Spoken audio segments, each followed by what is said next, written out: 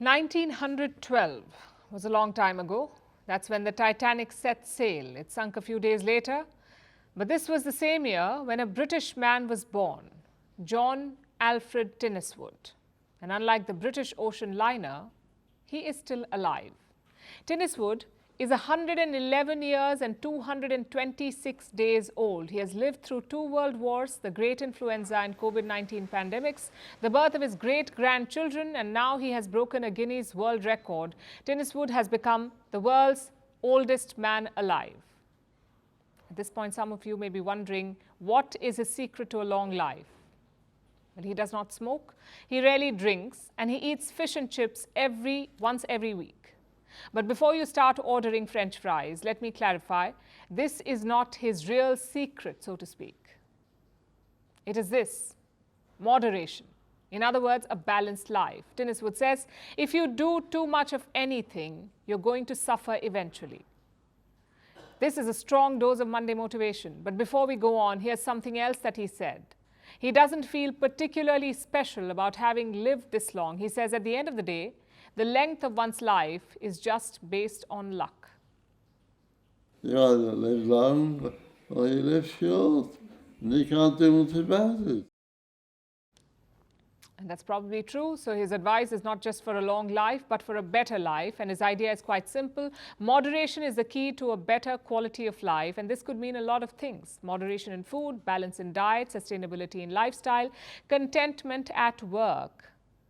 Basically, not perfect and not too much, but just enough. That's the master plan for happiness. To some of you, it may sound underwhelming. After all, moderation has never been cool. We love fitness boot camps, not sustainable weekly gym regimes. We push ourselves to the breaking point at work. And the odd emergency is okay, but it cannot become the norm. You cannot always live in the extremes. When you do, there's burnout, there's stress, even failure, and that is counterproductive. So moderation is important. And it comes with a long list of benefits: lesser stress, better emotional and physical health, higher productivity, and healthier relationships.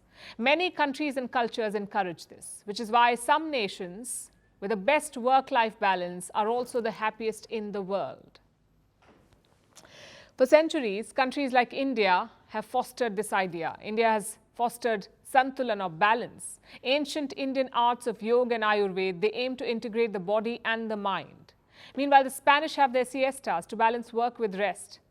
And the Swedish have an ethos of lagom. It means not too much, not too little, just right. It applies to everything. Most from Swedish coffee and candy to work and clothing. Lagom is the idea of things being sufficient just as they are, which does not mean that you become complacent or stop studying for exams because a D- is good enough. It simply means that if you score an A instead of an A+, don't beat yourself too much. So lagom is about contentment, about restoring balance. And if it seems tough, know that balance is already on your mind. Quite literally, when you're walking or sitting at your desk, your brain knows that you need balance. It automatically sends nerve signals to your body. They help you recenter yourself.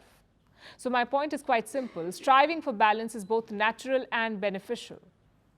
But that too requires a balanced approach. And if this feels too complicated, just remember what Oscar Wilde once said: everything in moderation, especially moderation.